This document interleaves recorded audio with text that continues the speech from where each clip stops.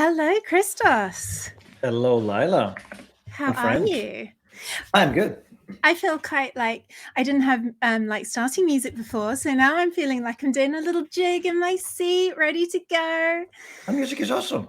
I know, Where'd you find it's it? pretty good. I found it on Google free audio library. So no licensing whatsoever. No We can't take it down. licensing. It's all good. It's all like approved by Google. I think. You'll find out once you upload to YouTube because they will take it down. So yeah, it's wonderful to have you. I haven't been on a stream with you for quite some time. There was a time where you and I seemed to be always on a stream together. It's been a while. And we have our third party missing, our JP. I know. He's no longer on your team, is he? He deserted me. He deserted you. But on the upside, I've got a fantastic new colleague, Shannon. You do? Who's probably watching this now, just to keep me straight, And she's awesome. So I lost one, I gained one. New friends, it's all good. Good. Yeah. So JP is somewhere else having fun, and we're here having fun. Yay! I'm going to get my chatbot right. I've got your 4 to 5 show coming up there. I am streaming onto Layla Codes It, folks, so I can see you over there, Grammar Boy and TMK and Christos. So we're going to go over to the VMware Tanzu channel in a little bit. I'm just going to let you all accumulate, and then I'm going to dump you all into the other channel. I have my tactics. Yeah, dump you over there. So, Christos, tell us about you before we go, in case people don't know who you are and they haven't been hanging out on the 4 to 5 show. True. Well, good morning. Happy time zone, everyone. I hope you're all well. We had a long weekend. Yes, it was Martin Luther King Day. Yes. Although I did spend some time catching up and working a little bit, but I work at Microsoft and I work in the identity division. Everything that has to do with security, authentication, authorization. And we try to help developers write slightly more secure software, because identity is just one component of all the security features. Like this morning, I found a fantastic article that talks about 10 different ways that you can compromise your CI/CD with examples. So it was like, oh my God, I need to get into more depth into these things because, so many elements. But anyway, security is a very complex topic, and I focus on identity and access management. And you have managed to make me not hate identity quite so much, haven't you? Because when we first met, I was like, Christos, it's identity. I don't want to do it. It's a swear word. It's don't make. I don't want to know. And then you gradually coaxed me and helped me learn a little bit more about it and not quite be so like.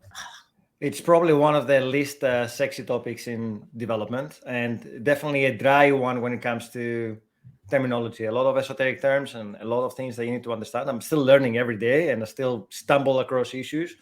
So if it's my day job and I struggle, imagine how people that have to touch it once every 2 years can struggle out there. So we try to make it as easy and digestible as possible. I like that, digestible. And I've just seen that I have to fix this bloody chatbot. Why is nothing ever there? That's better. Now it will work better. Always people from Germany. We got people from Germany watching us. Hey, Grammar Boy. Good evening. Yes, it's not quite evening. It's not 6 o'clock yet for you, Grammar Boy. I got asked this question last week or the week before. What would I constitute? It was one of my teammates. He's in Poland, and we were on a late meeting, and they were asking. He asked, "What time, Layla, would you say is evening?" 6 o'clock is evening, and otherwise it's late afternoon. So it's late afternoon right now. It's mid-morning, early morning for you. I would say it's early morning or mid-morning. Mid-morning is like 10:30. No, mid-morning is 10:30. I would say morning, and early morning would be 5 a.m., 6 a.m. Yeah. You're just morning. I am morning. Yeah. And you're in Redmond, aren't you? I am Seattle-based. Yeah, that's right. And you've not been there that long now. You're a transplant, aren't you? I've been here for 3.5 years now, which is scary. How quickly time flies. However, 2 of these years are COVID years, so I don't know if they count for longer or less. Because literally, like, we were here for a year, and then COVID happened, and we went to lockdown. So a lot of the things that we will be doing normally, like eating out and meeting new people and having fun, all that has been put to halt until this thing resolves. Yeah, if and when it does. And I guess Seattle weather isn't that dissimilar to Scotland, where you were before, is it? Well, you say that, but I remember having this conversation before we left Scotland. People were like, "You're going to Seattle, it rains all the time, it's miserable." It's not. It's not nearly as bad as it is in Scotland. So Scotland is a fantastic place to be. If you've never been before, I would urge you to visit. But I would say that it rains quite a bit, probably about 90% of the year. That's why people go crazy when the sun comes out, no matter what the time of the year. So it could be middle of January and -5 degrees, and people will be tops off because the sun's out. And there's an expression in Scotland called taps off. And people just go take their tops off, especially men. Yeah. So you see like weird people just walking around the street with cold weather. Yeah. Oh, I'm having a visitor. There you go. Like Rabsy Nesbitt. Yes. Did you ever get exposed to Rabsy Nesbitt in Scotland? No. That must have been before you moved to Scotland. Probably. Well, I was in Scotland from 2001. Yeah, Rabsy Nesbitt must have been late 80s, early 90s. You'll now have to go and have a look because that's definitely not safe for a stream. Not safe for work. Let's keep it PG. Really, just full stop. Not safe. It's traumatic for the eyes because Rabsy Nesbitt goes around in his string vest all the time. Oh, there you go. And he has not got a string vest body. I guess that's really unfair. Anyone can have a string vest body, but maybe feeling comfortably in the clothes, it's what really matters. It's confidence, Yeah. But or overconfidence. Yeah, you just have to go and watch it. Okay, it's kind of you'll get it when you see it. You've ruined my morning. I see. Okay, thank you. You're not looking already, are you? No, I'm not. Not on my work PC yet. Oh no, it's not like unsafe for work. I mean, they broadcast it on like the BBC, so it's not terrible, but it's just like not something I really want to put on stream. Sure. Well, let people on the chat or people that are watching us, they can go and Google for themselves, or Bing. Google Bing. Bing with Google. Or yes. Google with Bing. Just go use a search engine. DuckDuckGo. Yeah. It's really hard not to say Google it, isn't it? And I guess that's really frowned upon for you. Has it made it to the dictionary? I think it's made it to the dictionary now. I think it has. There's a name for that, isn't it? For words that become like used in general language like that. Like Hoover. You go Hoover the floor. Yes, which was a brand. And Hoover's a brand, so you should vacuum the floor. And I think there's a name for that type of thing. So Grammar Boy 97 said, evening is not fixed on a specific time. It depends already on seasons. It's really dark here, so it feels like night. This is true. That's one big thing. Seattle is much further south than where we are in the UK. So you must have longer days than we had here. Yes, we do. I think it's similar with Scotland, right? Because it was further north, you would get longer days and longer nights depending on the time of the year. Yeah. But I'm always surprised at how far south all of North America is. Well, sorry, USA is compared to a lot of Europe. I think the UK is halfway between Edmonton and Calgary, so really far north compared to you. You're going to have a look at that.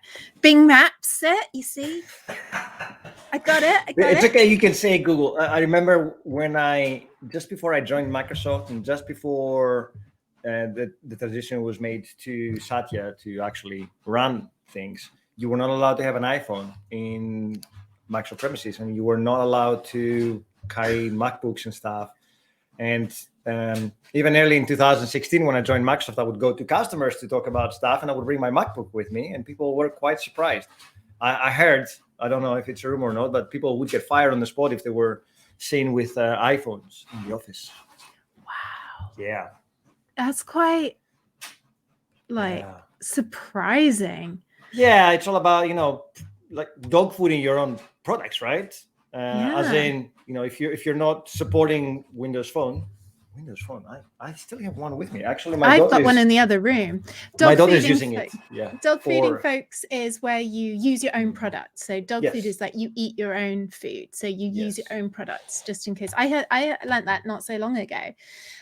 So let's have a look. I've got you lot over in Layla Codes. I'm going to bring you over to VMware Tanzu, and then I can bring your chat up. So you're gonna all come over and raid with us over here. So let's do that now.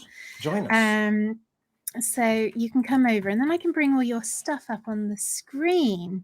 Alrighty, so VMware Tanzu, we're ready. Okay, so you lot are all going to come over to the main channel, and then we'll do that. So let me have a look. Where are we up to? So I saw TMK DK was saying, oh no, Fuel Snable was asking where JP was. Yeah, abandoned us. And yes, USA are a bunch of Southerners, even if they're not in the North. You're Southerners. So have you found your iPhone? Oh no, your Windows Phone. You said your daughter was using it, isn't it? Right. Okay, everybody, you're going to come over to the other channel now. So there you go. Yeah, there. All right. Join us there, or join us here or there. I don't know where it is. And okay, so I think, yes, okay, I've just done some stuff. There we go. Hello again. Right now I can bring your stuff up on the screen. Oh, I see. Yeah, you see? I see. Right? Yeah. Grammar Boy, we've got hello again. Oh, look at that. Integration. Exactly. So that's why I brought you all over. And we got Simon. WSE, hello. Is that SE for Sweden? I'm guessing because that's capitalized. Yeah. And Hernando. Hey, Hernando. Hello, Amanda. Lovely to see everybody. So if you have just joined us, we have the lovely Christos from the Microsoft Identity team here. And then let's go see. I am a Southerner too, says Fuel Snable. When you start reaching Svalbard, you might qualify as a Northerner. Okay, Southern Sweden. Okay, is that right? Yeah. I love Sweden. Yeah, I am. I've only been to Stockholm, and I had very good food there. I've been there a couple of times now. Yes, I see. Grammar Boy, your logo, which I can't quite see. It looks like you can see it. Slith is your C# thing. Oh, you're close to Oslo in Norway. That not right, Fuel Snable. I get confused. So there's a lovely collection of people who Denmark, Sweden, and Norway on my Discord, and now I'm getting who's where confused. I'm sorry, Fuel Snable. It's programmed into my head. You're Norway. Thindel is Sweden, and TMK DK, hence in the name, Denmark. So, Sweden represents. Nice. There we go. Okay, got that sorted. I won't get shouted at. Well, I'm going to get shouted at on the Discord now. So let's have a chat about what you did before you became the Identity King, Christos. Well, yeah, long past. So I've been writing software since 2004. I have a degree in software engineering. In fact, today I was talking to somebody on Twitter that said, "What were you doing when you were 22?" Because they felt that they were very late into the game. I said, "Well, I was in my first year of college or university, wherever you're residing and which terminology you use. So I was a late bloomer in comparison to the 18-year-olds. And then my best friend, which I went to see in Milwaukee, which is pretty far from here. Yeah. And I hadn't seen him in 16 years since we stopped university and he left Scotland. He was 37 at the time.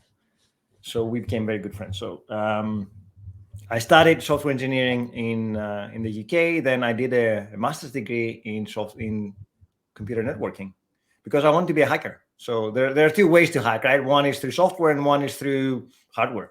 So I wanted to cover both bases. And then I decided that I didn't want to, or I couldn't really find a job easily as a network engineer because there are few jobs and they're very centralized. So many companies, for example, will manage networks through their main office, and because most of these equipment is reachable remotely, it became like, hey, I will have one office in New York and one office in London, and we'll manage everything. So it was a case that I would have to move to London. I didn't want to do that at the time, so I said, let's go back to software. And then I fell in love with software, and I've been writing software ever since. I don't know if it's a good software or bad software, but it is out there. And I've done a lot of things. Like I started with VB.NET, and my first software project was to rewrite the whole suite for a manufacturing company. That just a small thing, then. It was a small thing. Yeah, it was like right out of college, and we were migrating everything from MS Access, because they were running their whole thing on Access, like invoicing, dispatching, orders, everything, and the manufacturing floor on Access, and we had to move it to VB.NET. And man, it was like, when I look back, it was a project fraught with disaster. We were writing code on the live database. I'm kidding you not. There were no safeguards or practices. There were no CI/CD. We were actually writing software, and because it was a desktop software, every time there was a bug, we would have to fix it, test it manually, and then go and deploy to every single machine out there, which was insane. Like, you had to go through the floor and then with a USB stick it everywhere, and then deploy the executable, and then go to the next one. And then I got so fed up with doing this, because by the time I finished deploying it, somebody would come back and say, oh, we found another bug. And then I had to go and do that all over again. That was my job. And I was like, you know what? Screw it. I'm going to change to web. And I took the executive decision to move everything into Cold Fusion. Oh, how did that work out for you? That worked out great. Cold Fusion was running in one server, and then everybody could access it from the web browser, and everybody loved it.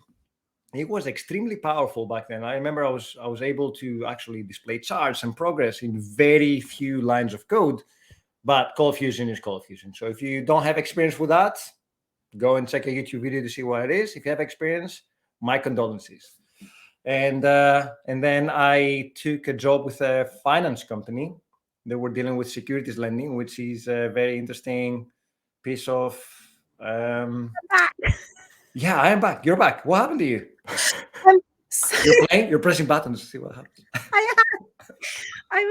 I accidentally brushed my thumb on this button here. We are mouse buddy. Amazing. I've got two of them, by the way. Wait, what happened? But I forgot this is a back button. Yes. You can deactivate it through software, actually, if you want to. Yeah, I should do that. I was just like, I was just absentmindedly holding my mouse, and enjoying the story, and then suddenly, what happened to me? And then I was like, wait, what's happened? And then it took me a moment to figure out what happened. So I'm back. I'm sorry. So you were saying, go check out a YouTube video to learn about Cold Fusion. I've never seen Cold Fusion, actually. So it's like PHP or ASP. So code, CSS, HTML, all in one place. Yeah. And again, lots of damage because we didn't have backups. I've done some horrible mistakes. And you know what was even scarier? Like in 2013, 14, I met my boss after like 8 years I left the company. And I asked him, hey, what happened to all the software that we wrote back then? He's like, dude, we were running that until a year ago when we acquired another company, and then we moved everything to SAP. So I was like, what? My software was running for 7 years? But, it worked. So that was my first year and a half there. And then I moved into writing software for a securities lending company, which was very niche. Like, it's a very niche part of the market. It's built on top of the stock exchange, but it's behind the stock exchange. And we're talking about thousands of millions, billions then, moved around. But it's all like speculative. So you would borrow stock from another company for liquidity, and then you would pay a fee. So I had to understand all that. And everything was .NET 1.1, and we moved to .NET 2. So there was a lot of rewriting, and everything was on the web. But we did a lot of data processing. So we had like a concurrency, and we would take CSV files from all over the place, normalize them, and then upload them to a database. which was a great experience because I got involved with a lot of things. We did JavaScript, we did server-side code, we did backend code, and then we did a lot of database stuff. So you had to understand the full stack. Yeah, I was doing full stack before full stack was a name, you know? It's impressive. But you saying how you were editing things on the live server. Oh, God, yes. That really kind of was the way things were done, and possibly still are done. I know that my second job in software engineering, I've told this to several people, was I would do my code. We'd had Git, but then the lead engineer would have me zip up my changes in a tree. Give it to him on like move it across, and he would say, I'll show you how it's done like that. And then he'd drag it onto the server. And if it wasn't quite right, he would open up the server and he would be editing files on the server. And that was like 2016, something like that. And then the next time they could deploy, you would forget what the changes were from the previous one because they were not documented and you were doing it on the fly. And then you have to call Tony while he's on hold and say, hey, dude, what did you change on the server to make it work? It was all IIS. Maybe you were running something on Linux, but I remember it was like horrible days. Our deployment script at the company at the time was to upload to a shared drive, and then we had tasks running on every single server. And before that, we actually had to upload the zips and then deploy, as you said. And then we would write a script. We wrote a script that would actually copy the files into the IIS directories that we had and then make sure that it set the permissions. And it was a giant bash file that nobody wanted to touch because it was growing and growing and growing. And oh my God, it brings memories. And then we had the Sql Server deployment. And because we had a lot of data, by a lot of data, I mean 1.8 terabytes. But back then, there were no solid state drives. There was like spinning disks. Spinning metal. Spinning metal. And then we had replication. So we had one master server, and then we had replicas. So I don't know if you ever worked with replication, but I started going into data as well. So I became the second SQL DBA in the company, and I wanted to automate everything. So I wrote a script that would automate the replication setup and configuration from scratch because otherwise you have to do it manually, and they had to sync the databases. And we got to the point that we had deployments would take a whole weekend. Wow. And we would start on a Friday, start deploying the files, and we had to take backups. And then if something went wrong with the deployment, we had a cutoff time, which was getting shorter and shorter and shorter to the point that by Saturday midday, if we didn't have the deployment working, we had to start rolling back because it would take us a day and a half to restore the 1.5 terabytes worth of data on the master service. And because we're dealing with daytime cities, so there was data points for every single day, and then weekly data, and then aggregate data on month across all the stocks. It was what we're selling. It was the data, so we had to make the data available, and it was a scary proposition. But this is where architecture and design comes into play. What kind of data can we archive? What can we put into caching? So it was a very interesting job, but I got stuck there. I got stuck to the point that there was no progression because when you work for small companies, somebody has to leave for you to progress and move up. Yeah. And it was a startup, but there was no stock. And then we got acquired by a very big company, Market, which is the same as Reuters. And these two companies deal with data, like financial data. So we got acquired and nothing happened, right? Because there was no stock or anything. And I was like, you know what? I think it's time for me to move on and do something else. Yeah. And at that point, I became a consultant in the UK, where you actually work for different companies and have fun. And that was probably the most fun I had in my career because I would work for 6 months with one company, and then I would change stack and go and work on something else. And I learned a lot. It was the time, 2012, so cloud was all over the place. So it was a great time for me to get into cloud. We had already done some Xamarin and cloud stuff with my previous role, so it was perfect. And learned a lot, learned a ton. I started to see the good and the bad things in different stacks and being able to work with things I loved. I got involved with open source. I got involved with public speaking. And in 2016, Microsoft came and said, would you like to come and work for us? I was like, yeah. And you're like, you know what? I jumped because it came through LinkedIn. And at that point, I had the motto, like, I say yes to everything. You want me to come and speak? I'll come and speak. You want me to write a blog post? I'll write a blog post. You want me to come to a podcast? I wouldn't say no to anything. And I was working all around the clock, but I was doing lots of fun stuff. And I didn't have kids back then, so it was easy to do that. And LinkedIn, a message comes and says, hey, we found your profile. We think you'd be great to work at Microsoft. I'm like, yeah, sure, I'll say yes. Let's go with it. And then I had my informational, which like a call to say what you'd be doing. I was like, yeah, that sounds exciting, which was a PFE role, Premier Field Engineer. This role doesn't exist anymore. I think they made them customer success engineers. Yeah. And it was great because you work as a consultant for a day. That's the best way to describe the job, because you go to a customer, you help them out with one issue, and then you move to the next customer. It was great. I learned a ton, and then I decided to move. So after 2.5 years of traveling and learning and helping customers, I think I worked with over 200 customers in those 2 years.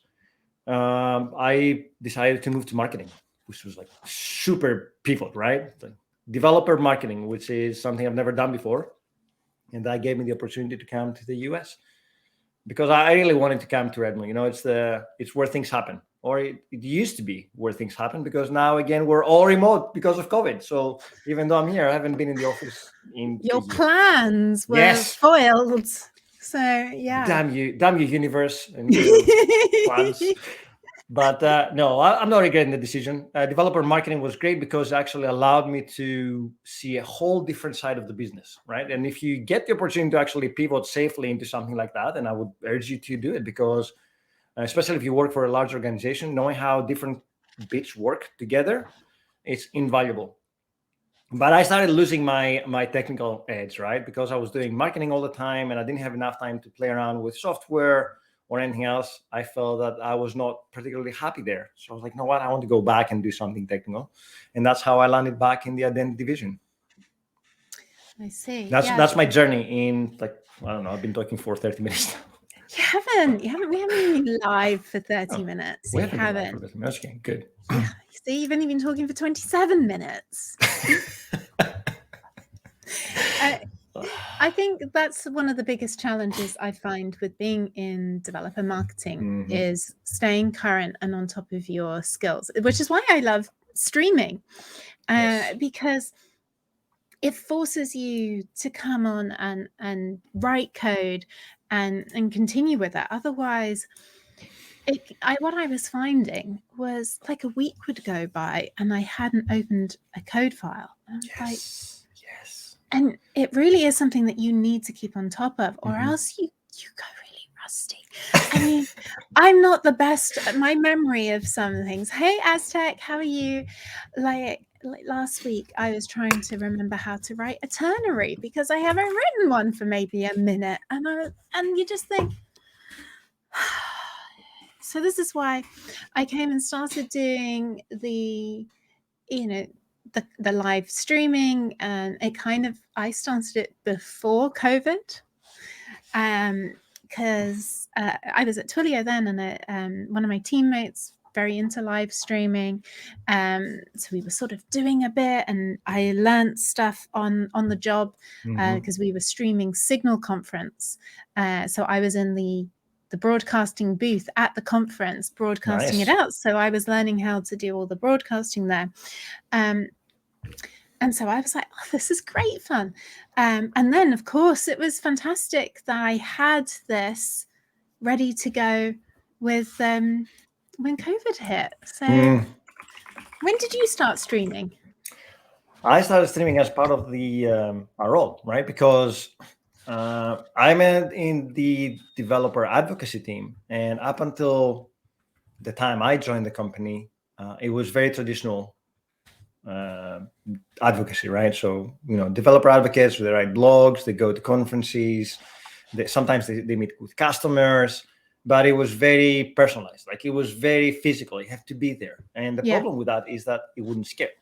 No matter how well organized you are, you cannot go from Japan to India to Europe and then back to the US and not die from traveling too much, and then not actually have the same reach, because it's one thing being in a room with 50 people, and I totally miss that, but it's very different jumping on the stream from the comfort of your office, your room, and then speaking to 100 people or 150 people, and then you have a much wider reach. So my role when I came to the team was to redefine what the developer advocacy team should be doing.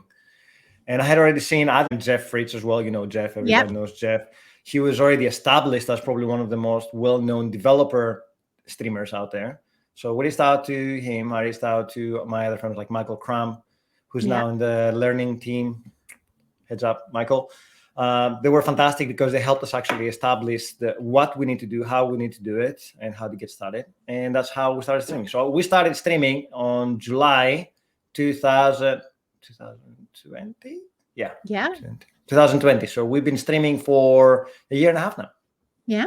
Congrats. And we're growing the community.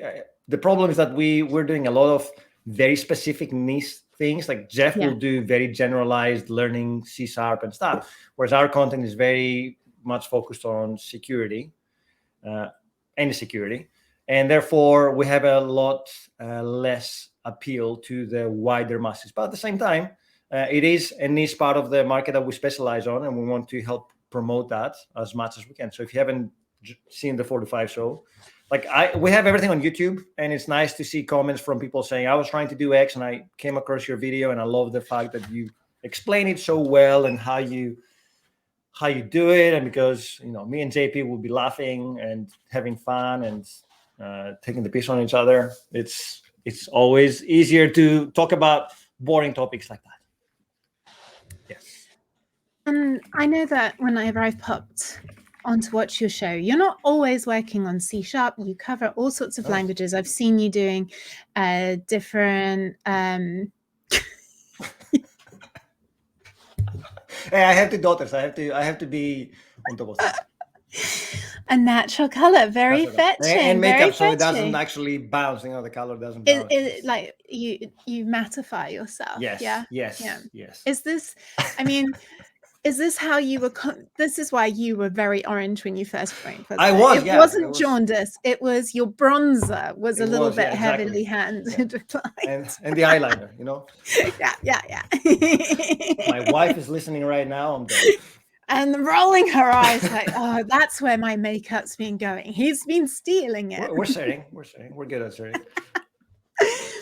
Oh, I've totally lost my train of thought now. And it was about, you were talking about the 4 to 5 show and how. Because you've done all sorts of things like how to secure things with Vue and Angular and all different languages. Yeah. And so I'm guessing that your previous lives of working with different tech stacks has really set you up for being able to switch things up and deal with all of that. So because I find it hard to step away from C# and I get really cross and you don't seem to. Like when I had to do Python last autumn, I was like, and I've got PHP coming up at some time this year. I'll have to learn PHP and I'm like, I just want to use my C#. Yeah, I get the sentiment, but to be honest, you can also work with the community on these things. Like I'm not an expert in, say, Vue, right? I will stumble and fight it until I get it working. But there are people that are experts out there. And what we pivoted a little bit in doing was for the things that we're not particularly confident about, we would bring a specialist. Like we have cloud advocates that are specialized in Go. And we had a Go stream actually where we added identity to cognitive services. So we're doing text OCR analysis with Go and identity. And this was great because we had no idea how Go worked. And it was an introductory kind of a stream where we said, this is what Go is and why you would use it. And now let's put some identity onto that. And somebody else did it for us. So we actually rely on other people's talents and skills to talk about what they know well. And we just bring the identity component and we marry the two. And it works very well on the stream because, you can only know so much and can only be good at so much. So my poison, my choice framework is always .NET and C#. And I can do things with nodes. I can do a little bit of damage with Python. But if it's, there's brand new frameworks coming out on JavaScript all the time, which I have no idea. There's a new one it's not React. Oh, no, wait, there was one 5 minutes ago. yeah. It's this morning, and then next morning there'll be another one, and people are it's the best thing. There's another one. Yes. So there's so many areas that you need to cover, like Java. Like I know a little bit of Java and I can understand it, but there's no way I can speak with authority when it comes to that. So it's easier to bring the expert in, and then we can explain to them how they can use our libraries or any open source library to build something secure around it, which is easy. But I feel your pain. You do have a wealth of people on the cloud advocacy team to pull from. So I've been learning. This is it. Community people. I've been learning a bit of Java as well from my teammates. And I mean, like, I haven't really done anything. I've looked at some code and they've explained some Spring things to me, and I'm still like, this is going to need a little bit more work, because like I've looked at some stuff and I kind of think I know what a bean is. Yes. I'm not quite sure. I think I know what a bean is. No fuel stable. I don't know what Maven or Gradle are. I think they're build engines. Build engines, yeah. Yes. See?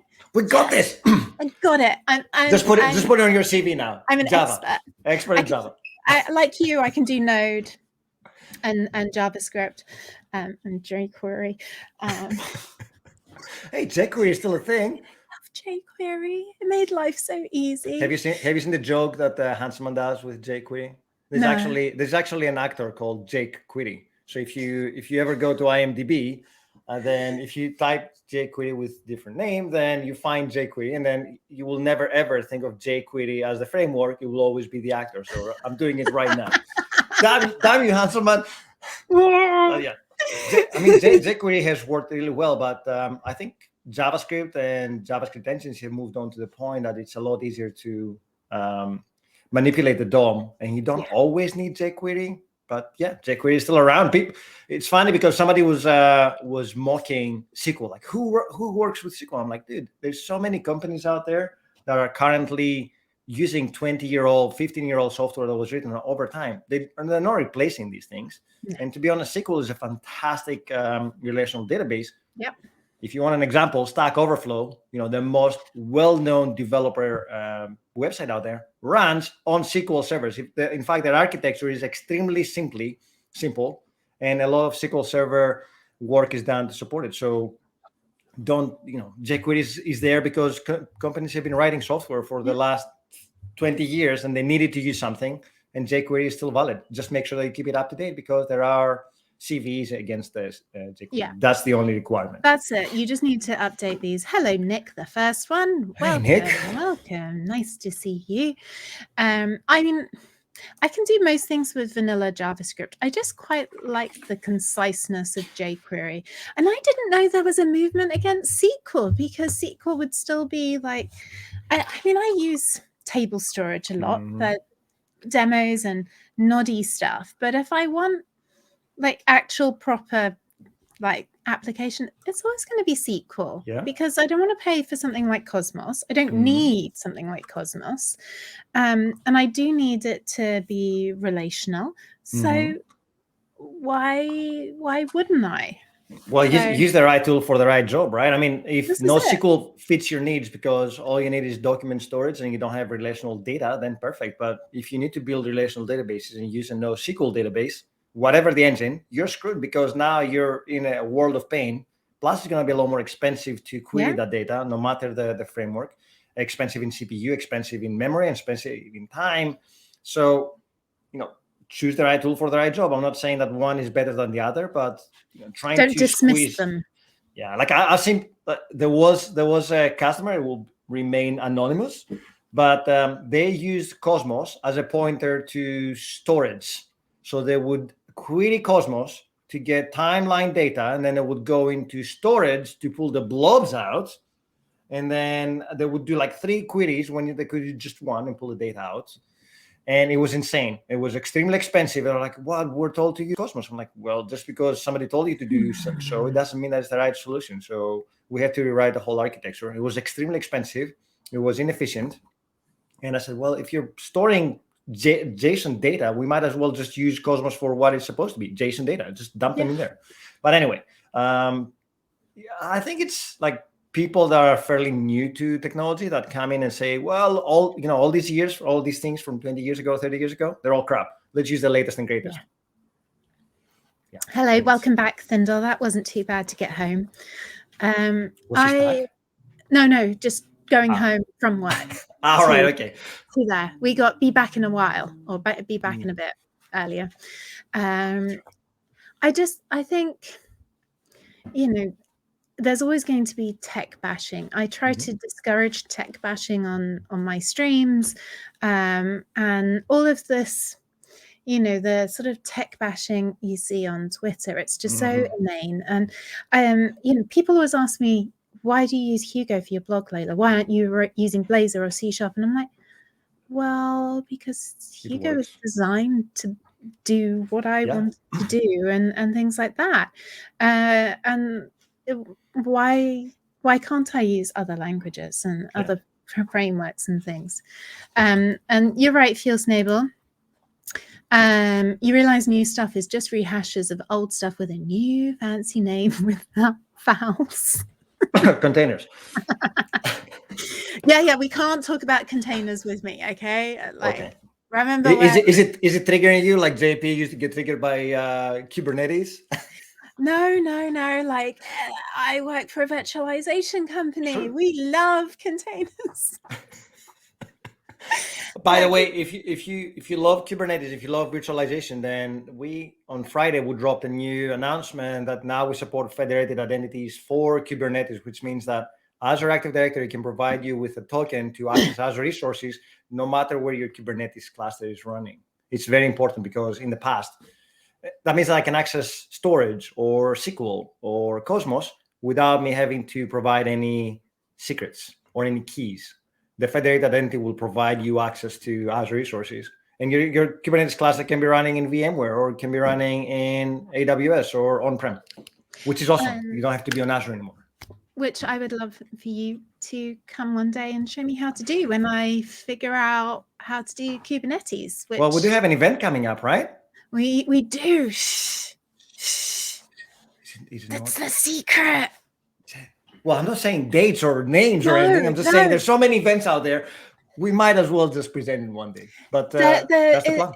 There's that's very exciting. Yes. I've been teasing everybody that there's going to be something coming up soon. The announcement for you all, I think, is going to be the beginning of February. So just keep the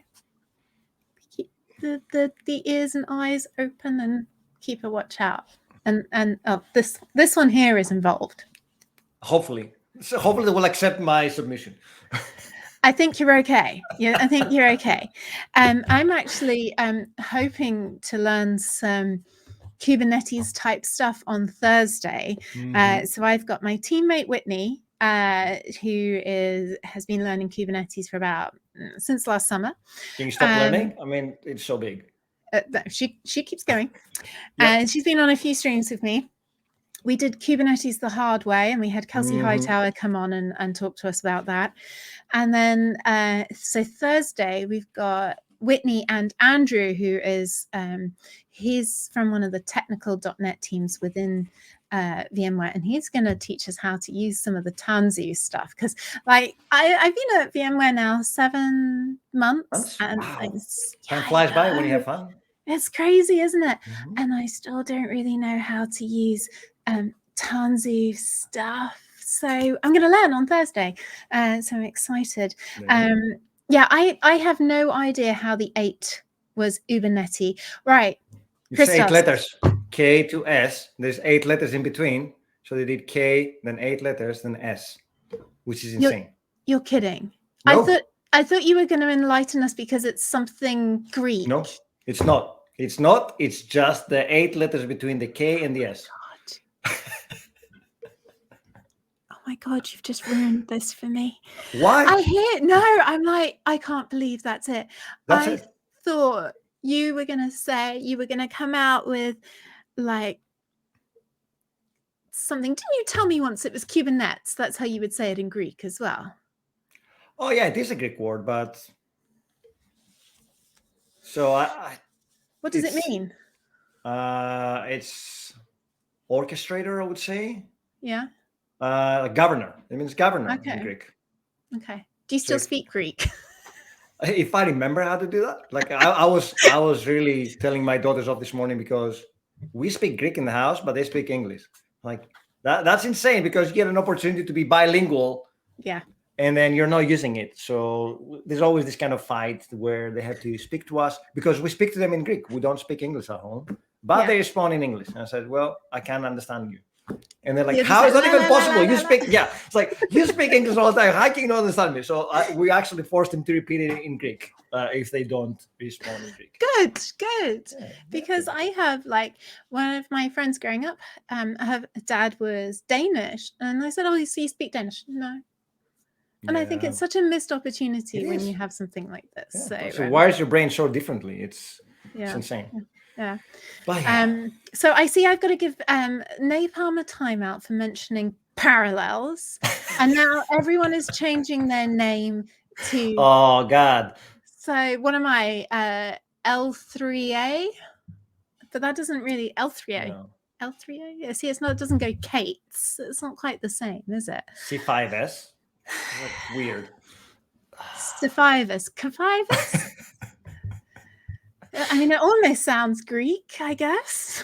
Well, I used to pronounce K8S because I thought there was like something there. And then I learned that it's just the same way to pronounce Kubernetes. And it's just the 8 letters that we omit. And it's like, why? It's the only word in programming. Like in all software, it's the first time that we actually concatenate something and said it's just 8 letters in between.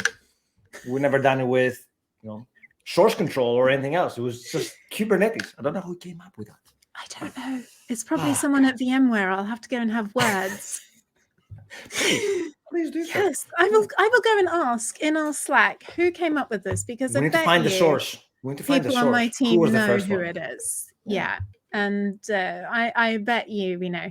Andrew, who I was just talking about, he's going to come on Thursday. Andrew, do you know who came up with Kate's? Or K8S. Who do you know who that came up with? So yes, Andrew will be teaching Sql Tanzu loveliness on Thursdays. You should tune in, Christos, if you're around. Because is it Thursday? Thursday, yeah. Same time. A bit early for you. It's probably, but I know you could join a bit later. You're usually up early, but I think we're kicking off about 6:30 your time. So you're like. Well, it's not that. I will be up anyway, but we have a stream on Thursday doing Decentralized Identity. So it's all about Web3, NFTs, Decentralized Identity as well. So it's all the rage. And it's actually pretty amazing because I'm learning so much. It's I don't know if you've done anything with Web3 or covered that at all, but I'm seeing it popping out. I think it's like, early days of Web 2. Back in the early 2000s when people that were in the know actually made good money and established what the Web 2 was supposed to be. And now we're seeing that with Web 3. But Web 3 is exciting because it brings the power back to the user with decentralization, right? That's the important bit. I've not done anything with it or really looked into it. I just see this raging internet thing where people are blocking the statement of Web3, and I'm like, I'm just going to stand back here and that's it, because I don't want to get drawn into this. So it'll be interesting to learn more about it in time when the arguments have stopped. So it's interesting that you're going straight into doing that. And I guess that's the beauty of your job, that it is so varied. Yes. And you said earlier on that you never say no to doing anything. So who suggested you should do TikTok? Who suggested that I do TikTok? I think I saw Hanselman doing it. It's like, damn, man, this guy knows what he's doing. Like, if you don't know Scott Hanselman, then I would urge you to follow him. He's fantastic. He's very inclusive. He's very educational. He's always doing stuff for the community. And I saw him doing TikToks. I can't remember how I joined TikTok, to be honest, but there is a massive movement on TikTok around development. There's a massive movement around education in general. So it's not just people dancing. It's not just people doing silly things. Unfortunately, there's a lot of that, but you can filter stuff out.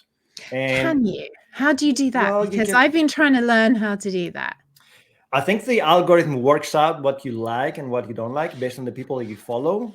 based on the things that you follow, and then it changes the content. So if I go to TikTok and if I don't sign into TikTok and I go on the web, the content that I see is very different to the content I see on my. There's this thing called the For You page, is the timeline. So you have the people that you follow on one side that you get curated content because you follow them, and then on the other side, it's the For You page, which is very curated to your interests. So you can do investment talk, or you can do edu talk, and then you can do all these hashtags, and then you learn how to filter content based on hashtags. You need to give me a lesson, because my For You page is full of like singers and people with Tourette's, and I don't know. And I'm like, I've got these hashtags, and I have to go to my profile and press favorites and find my way to there. And I'm like, I just want them to come up on that page. I don't want to have to go hunting. I don't want to have to scroll through, like, I don't know, weird things, people popping spots. I don't know why that comes up. And I'm very confused. And Napalm, I've seen your thing. We'll come back to that in a minute. So how long have you been doing TikTok? Because I just started, and I started in June. I did a whole series in June about getting started with Git. So I would do one Git topic for 1 day per day, and then I would publish daily. And then I took a little bit of a hiatus because there were a lot of things happening in my team and my division, and wanted to restructure. And then I'm back now. So as of the beginning of January, I'm back into doing regular TikToks and talking about technology. Awesome. Are you Christos on there as well? Yeah, it's my full name. It's Christos Matskas. Yeah. Awesome. It's easier to keep it consistent and across everything. It's all about branding, right? Branding yourself. People need to find you with your name. Because I have the issue that my GitHub isn't the same as anything else. I think GitHub is okay though, isn't it? I think it's okay. So I first started using TikTok 2 years ago because the puppy liked watching it. Short attention span? I don't know. So she'd, in the morning, when she was like really going like a bit nuts, like we were trying, her breeder would feed her at 5 a.m. Okay. And so she would wake us up at 5 a.m. She's only like 12 weeks old, 14 weeks old when we got her. And she's like, and I'm like, okay. And so I would sit with her. She was small enough to sort of sit on my chest, and I'd get TikTok up and I'd get all the like other dogs on that, and she would be transfixed. Now you can see they just sort themselves out, they just sleep, so I don't need TikTok for the dogs, so I can have TikTok for me. She is still small enough to sit on my chest, but she's got needle feet, and she weighs like 5.5 kilos. You try and have 5.5 kilos sitting on your chest. So I'm interested to see how where TikTok is going. Right, let's bring up this huge thing from Napalm. When we were helping create Kubernetes, we pitched it as 7 of 9, a Star Trek Voyager character who's a former Borg drone. Yes, that was a reference to the Borg, a code name for Google's internal version of Kubernetes, the thing that runs its search and apps and ads. Total geek culture, we wanted a friendlier Borg. The name turned into Project 7. Then we went public with Kubernetes. We didn't want to lose track of the 7. The Kubernetes logo has 7 sides. Look at all the geekiness behind the name. Wowzers. So someone said it should be K7S then. And I've now renamed Hanselman to H7M because that really rolls off the tongue, doesn't it? It does, yeah. So Andrew said Google already has a project called Borg internally. Interesting, the key tech that powers Cloud Foundry, which we will talk about on Thursday, is called Bosch. I didn't know that, Andrew. It's actually evolution of Borg. They incremented the last 2 letters trying to go for the whole Borg 2. Name goes in my head overhead of most and sounds like it should be some dishwashers. Oh my goodness. How many sides does the Tanzu logo have? Illuminati confirmed. 6, right? I don't know. Where is it? It's on the VMware. There we go. It's on your channel.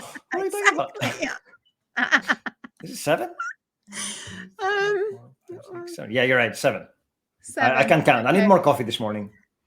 Yeah, I finished mine now, and I'm just on stuck the with water. No. Squash. Mm-hmm. Nice. Do you miss squash? You can get it in the US. Is that the one that was like concentrated juice and then you add water? I never had that. What? Well, I had it, but I didn't stick with it. It's too much sugar. This is sugar-free. Something provides the sweet taste, doesn't it? Yeah, chemicals. That's fine. They're free of calories. It's fine. But your body still reacts in the same way as if it was sugar. So it's okay. Let's not get into that. It's fine. I'm not an expert in that, so I will refrain from making comments. I have nutritional qualifications. You do? Nice. Oh, that's why you just roll your eyes. I was a personal trainer. You were? And yeah. Why did you stop? It's the best job. You boss people around. You're like, give me 10 more. You can do it. Yeah, I used to like boss people around, but yeah, I like to be able to eat too. Oh yeah, because you have to be in shape for, No. I like to be able to afford to eat. Oh. Yeah, I did. You're not charging enough for your skills. What are you talking about? Yeah, I do like chips, both computer chips and potato chips, Andrew. Wait. Chips over here mean something totally different. The first time we went to a restaurant, we asked for chips. We got something very different to the UK chips. Yeah, you got crisps. We got crisps. And they don't know what crisps are either. So I was like, can I have some crisps? And they look at you like, what? And can I have some jam on my toast? And you're like, or would you like jelly on your toast? Why would I want jelly on my toast? I want jelly with ice cream. So yes. Is that donuts or bagels? I'm trying to see. Bagels. It looks like bagels. TMK. They're bagels, aren't they? Yeah, I used to. It is a bagel. So I have. What qualifications do I have? I have personal training. Mm-hmm. Exercise for older adults. Pre and postnatal. No, you're not an older adult. Pre and postnatal, special training for comorbidities. So if someone is obese or diabetic or has heart problems, asthma, any kind of medical things. So I learned how to read MRIs and X-rays and doctors' reports, and how to design plans for all these people. And then I have biomechanical training. So I'm a biomechanics coach. So I can look at your intrinsic biomechanics and work out.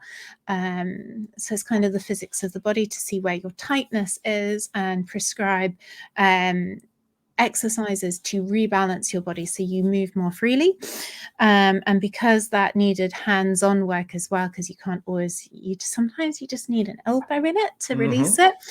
So I also am an advanced sports massage therapist.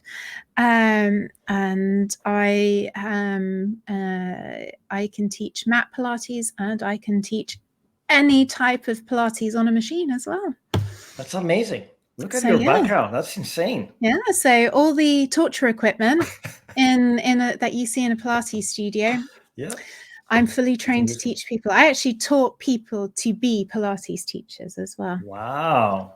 And now you're doing software and architecture and there you go. See, diverse backgrounds. Foam roller right there, ready. There you go. Do you use it?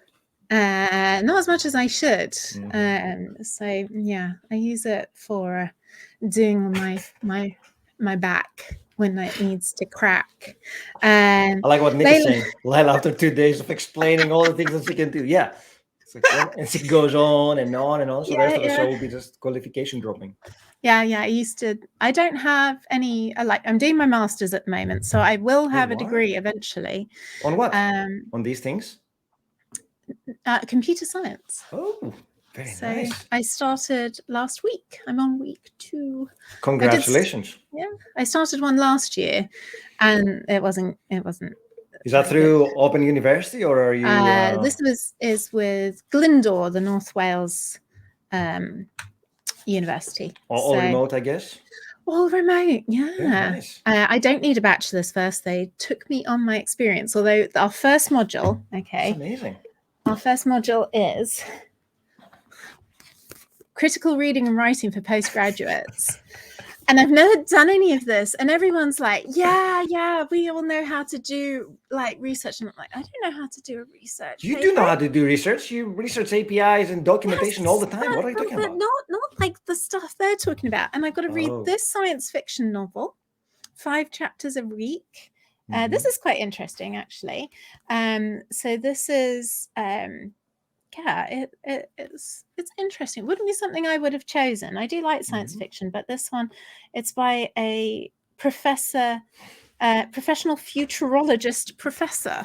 So it's quite interesting. It's all about where I think it's going is that the internet and all the IoT things get brains and everything starts failing. Well, we do know that we're not extremely rigorous when it comes to IoT in general. So that's a whole area that can go wrong. Yeah, getting locked outside your house and not having access to all your devices. That's always fun. Exactly. So Andrew, I think past degrees, I know from Silicon Orchid, like he doesn't remember his degree or anything and it means nothing to him. I need a degree because I kind of want to do what Christos has done and emigrate. And you can't unless you have a degree. Otherwise, I probably wouldn't be bothering because it's not necessary and it's a lot of effort. But if you actually want to emigrate, you kind of need it. So you have 1 year. Are you doing it through 1 year? 2 years. Or are you doing part-time? 2 years. Part-time, 2 years, yeah. And you have to do a dissertation, right? Yes. So I did my master's degree in 1 year, and then it took 4 years to do my dissertation. Because life happens. No. It was definitely a mistake. I would say stick it with the 3 months and go and do it. So I did the advanced computer networking master's degree, which was all Cisco routers and switches and learning how to deploy massive infrastructure. And then I had to do my dissertation, and then I started working. And work and life takes over, and you're like, I've got time. And then I had to get an extension, and then I had to get another extension.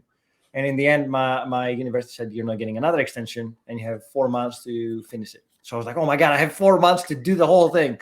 So that was my first time playing with Linux because I was trying to break the IP version 6 stack.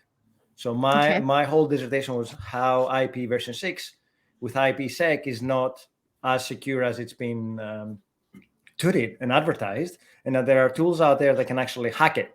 So I had to prove that IPsec can be hacked. And that was a lot of fun because I had to deal with C++ and I had to deal with Linux software, and I had to install it from scratch and make things happen. And university did not allow Linux at the time, so I had to get an exception for their labs to be able to install Linux on their machines and run it. Then I messed with a couple of machines doing dual boots and then ruining everything and having to repave everything from scratch. So back in 2005, 2006, Linux was not ready for the masses, I'll tell you that. But, well, they did not allow Linux as in, because I had to install the Linux software on their lab equipment. Their lab equipment was strongly managed by their IT team. And then you couldn't just go and install anything you wanted. So 2022 is the year of the desktop Linux. No, 2022 is the year of the mobile Linux. There's a new mobile Linux that goes into production, and you can actually pre-order now, which is great. Nice to see a new player coming into there, although I don't know if they can go against Android and iOS, but it's nice to have options. Yeah. But anyway, so do your dissertation as quickly as you can, and then... Next week, I think, so this is 8 weeks, this current module, and they want us to pick our dissertation topic now. And the research we do in in our critical reading and writing module, they said we should then use for our dissertation. So we'll see how that goes on. Yeah. I think I did go to university after school when I was 18. And I enjoyed it. I know who said, Fuel Snable said that they enjoyed it. I enjoyed my time at university as well. I loved it. It was great. However, I did mathematics and we didn't need to do any research. We didn't have any coursework. It was all exam based. Oh, God. And so if you went to the student union in the middle of the day, you could see the first year mathematicians, the second year mathematicians, and the third year mathematicians. No one else, because everyone else was in the library doing stuff. Yeah. And then all just the mathematicians were in there, doing shots at 11 o'clock in the morning. God, I missed the student union. It was exactly like you were describing. Yeah. Not with maths, with all disciplines. It was great. Yeah, it was particularly where I went. It was the mathematicians we were wild. And then my first year I did maths and physics with astrophysics. And I was like, I didn't like the physics side of it. So I dropped that and then started again with mathematics. And then on my second year of mathematics or third year at university, I lost all my funding. So I had to drop out. That was it. That's unfortunate.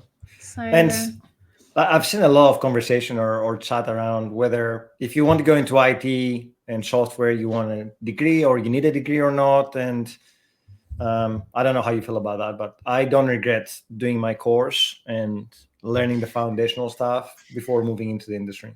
You don't need a degree. You don't need it. But a degree is really helpful. Yes. That's the thing.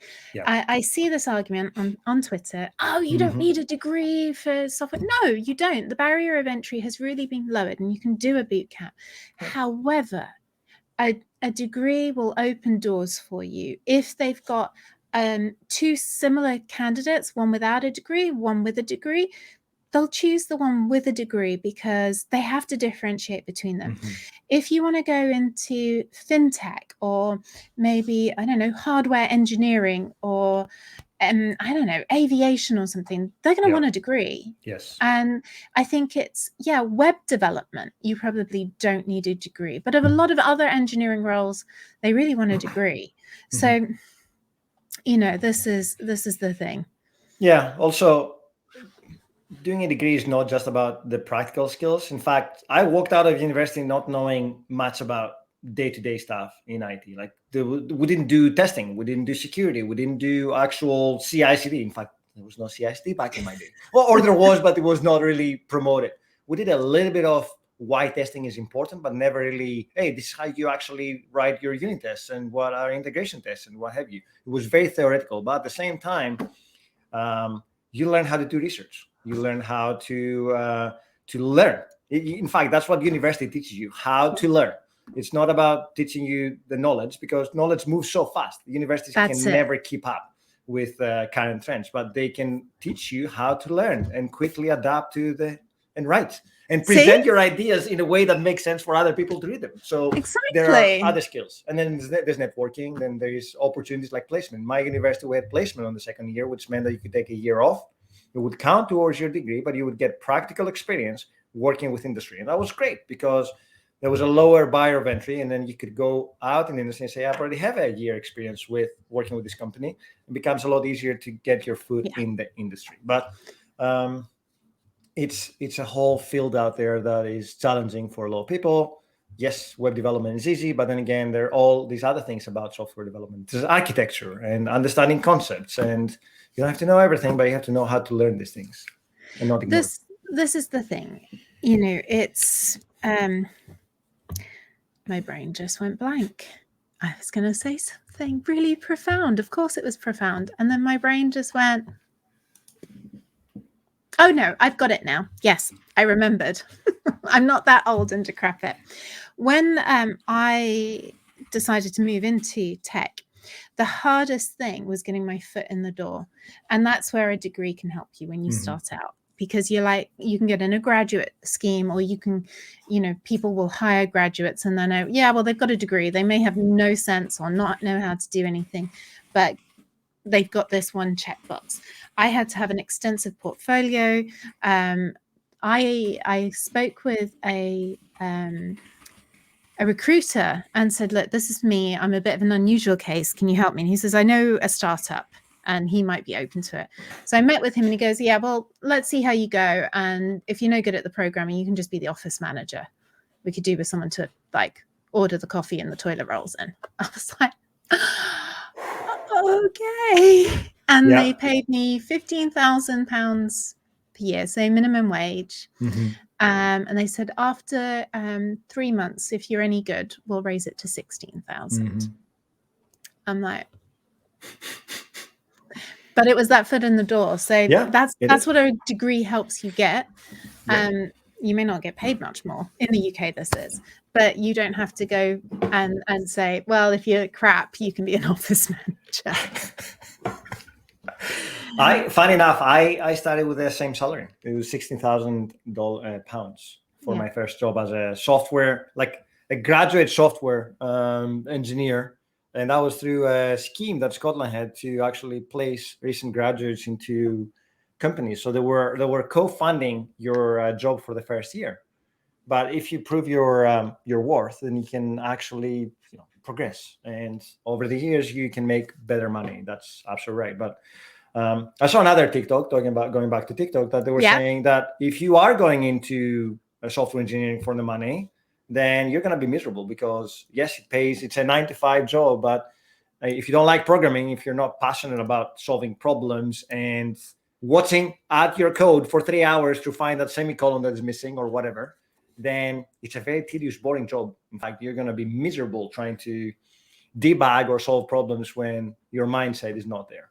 Yeah. So please don't do it for the money. This is it. I think you have to enjoy problem solving and that type of creativity. Mm-hmm. So I do think, it isn't for everyone, but I think a lot of people who aren't in it would probably enjoy it if they gave it a chance. Yeah.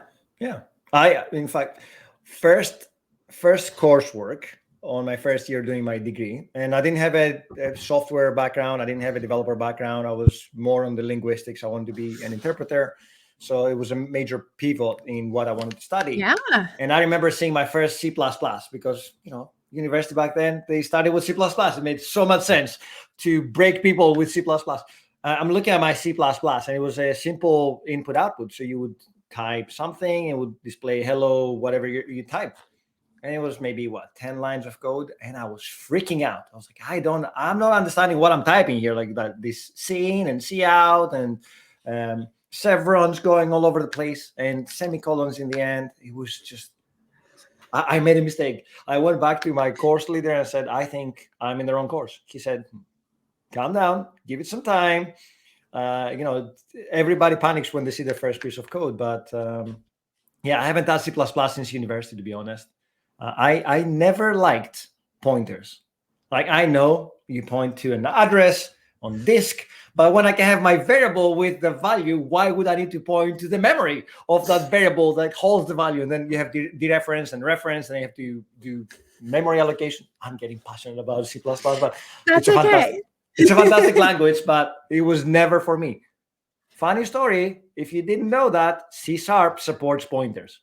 Please don't do it. If I see pointers in your C#, I'm never working with you. But I'm a really lazy programmer, Christos. There's not going to be anything hard in my stuff, so don't worry. Kubernetes is not just pointers. Pointers to everything. No, I'm just kidding. So Nick the First is asking, Nick the First saying, which university did you go to? I went to the University of West of Scotland, which back then was University of Paisley, which was back then one of the lowest ranked universities in the UK. When I got accepted, my best friend called me. He was supposed to be doing a master's. So he was doing an MBA in Cardiff University. And he said to me, dude, you got accepted. And this is like the second last university ranked in the whole of the UK. UCAS. Yeah. He's like, you screwed up. And I said, maybe, but I had one of the best engineering degrees in the whole of the UK. In fact, they were the first one to teach C#. On the second year, we're supposed to be doing Java. They said, give us all the books back. We're changing to .NET. And everybody was like, what is .NET? like we never heard of this before. Yeah. And we were the first ones to graduate with experience in .NET, which made us extremely hireable, since most of Scotland was either Java or .NET. The industry was split into two, and I was very grateful to go to that university. Also, university doesn't make students. Like, it's the effort that you put into that. You can go to Oxford and still walk out with knowing less than you walked in with. So it's the effort that you put in, and it's the passion that you bring with you. The university doesn't make anything, and I'm here to say to everyone that starting from Paisley University was probably one of the best things I did, because I work at Microsoft now, which is a dream come true. Exactly. The thing is, you do have to look at the individual courses. There's overall rankings. I know this because I've been looking. So I started a master's last year at Kiel, which was ranked like, I don't know, 40 in the country. Okay. And I was like, okay. And then Glyndor, where I thought, I got a good feeling for this, was like 140. And I was like, okay, well, I got accepted. I think I got it accepted to about 5 or 6 universities. So I thought, right, I'll go with Kiel because it's at the top. Worst decision ever. It was horrendous. It was terrible. I was patronized. They didn't care. It wasn't really put together very well. So I withdrew, got a refund. And then I went back to Glyndor and said, do you think I could come in January? And they're like, sure. And then, looking at it, the course, the head of the course, woman, my tutor is a woman. Most of the modules are run by women. And they have been doing, I think 80% of their students are online. So they're really set up for online success. And already my experience has been so different from at the supposedly better university. Yes. And I think it's better to go and get a degree where you're supported and looked after. Yes. And then and come away with one. Yeah. I mean, when I did my bachelor's, I went to the equivalent of an Ivy League school. But I don't think that it was very supportive. It was sink or swim, really, because they could pick whoever they wanted. And I had good grades, so I got into it. But I think I would have been better off going to a different university, not in London. And I think there's so many different balances for it. And I might have got a degree, Yeah. So we have a passionate conversation going on the chat there about C++ and garbage collection and memory allocation. God, why did I start with C++? By the way, C++ is great. It has its usage, especially in games development and real-time systems. But the industry has also moved on, so you can now do it with Go, which is same low-level thing, an abstraction on top of C++. And then there's others. Memory safe languages that can perform the same performance. So maybe C++, I would say C++ is not the best to break new university students in, but it's definitely valuable for the different scenarios, like integrated systems or embedded systems. C++, there's nothing that beats that. So yeah, Rust, exactly. Rust is equally awesome. Haskell, there you go. There's so many options out there now. Back then it was only C++, Java. JavaScript was very early days, so it wasn't even discussed. There you go. Well, I'm going to learn PHP now. So PHP, ASP, PHP back then. Yeah, it was like Haskell from. There was Prolog, which I hated with a vengeance. It was like AI language, and then Delphi. You had Delphi. Yeah, you had COBOL. I mean, if you really want to make money, COBOL is the place to be. Because it's used in banking, isn't it? And mainframes. Yes.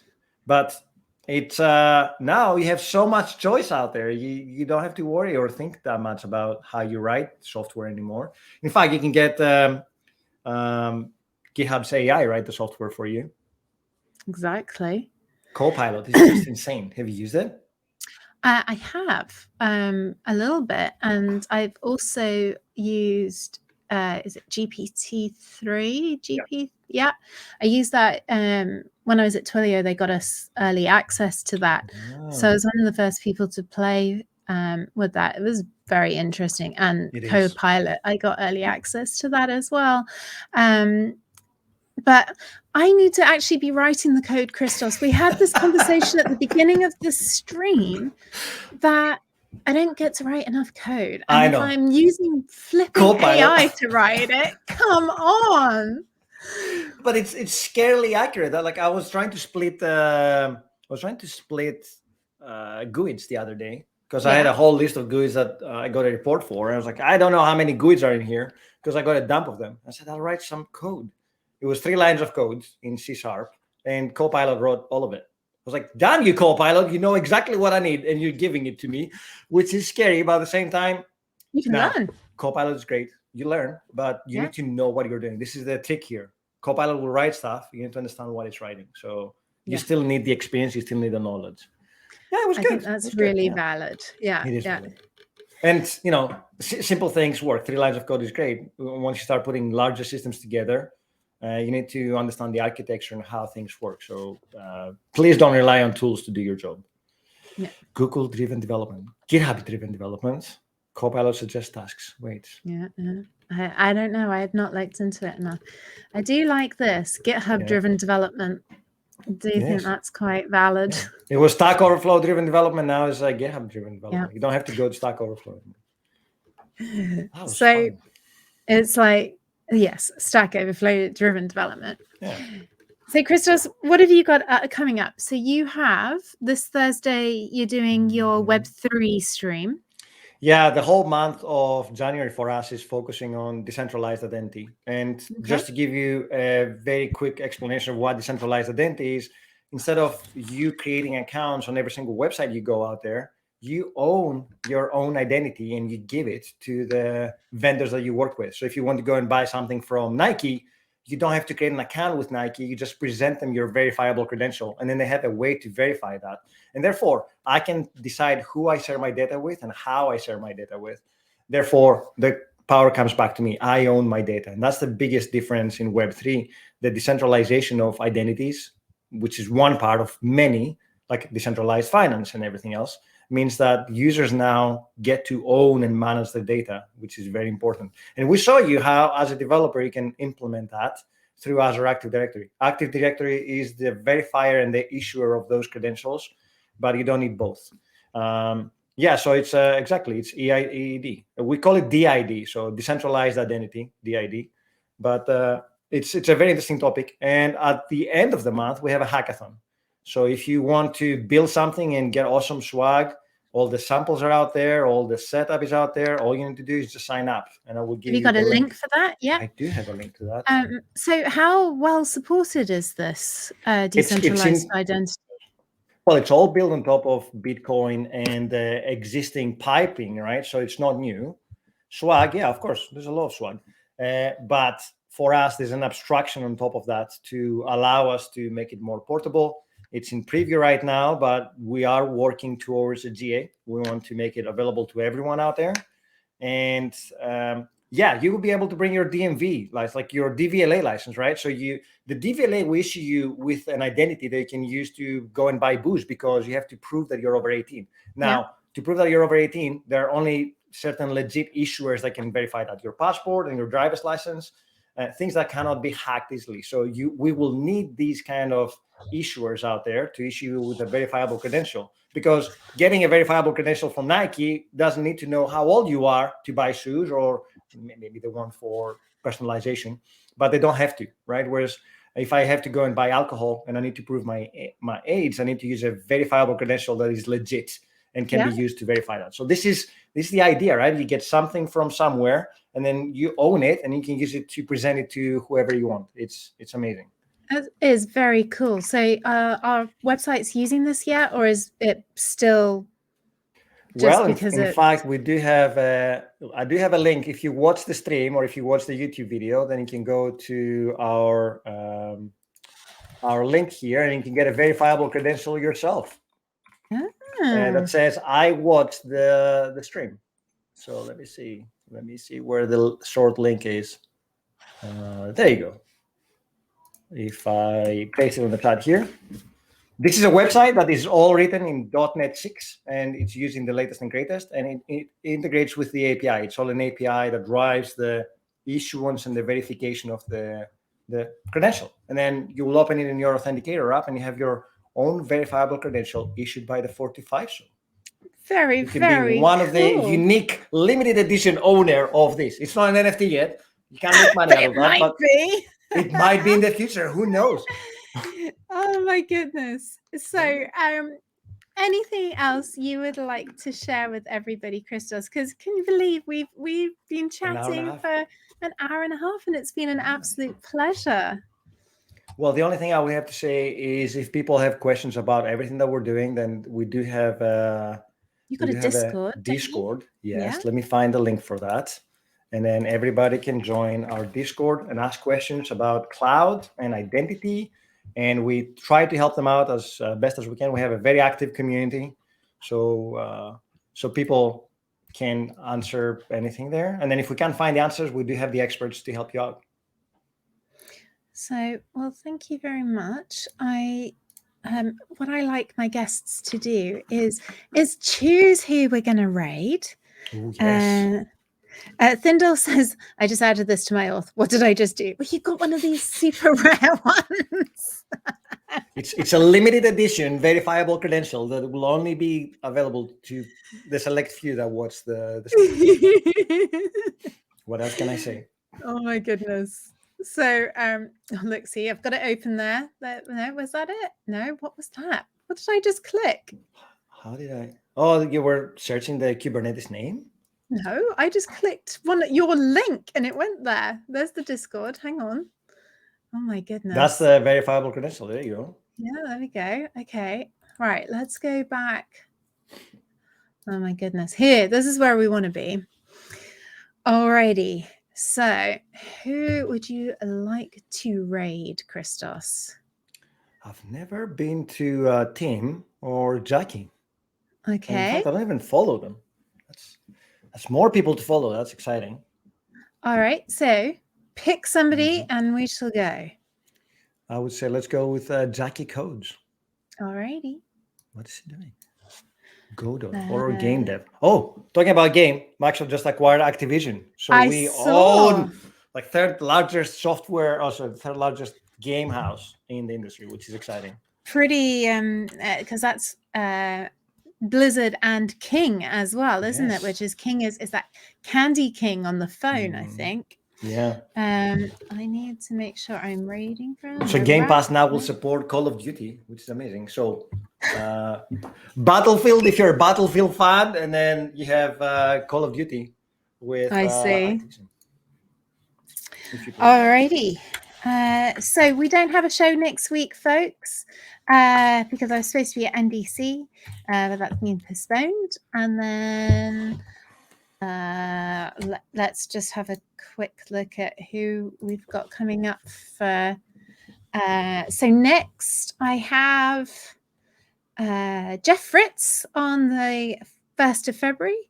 We have Katie Ashby, Steve Collins, and Mary Nagaga coming all through Feb. So that's a good lineup. Nice. So yeah, no one next week, but I might still stream next week and catch Christos on Thursday, everybody.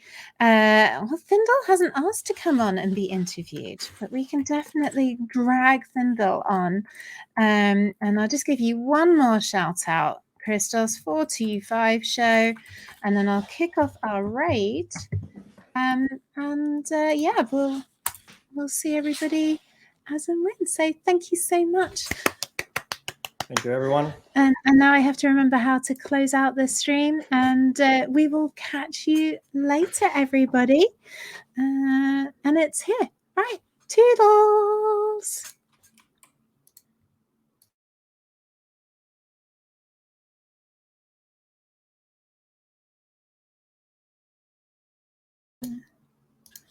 There we go. So thank you so much. That was awesome. Oh, thank you for having me.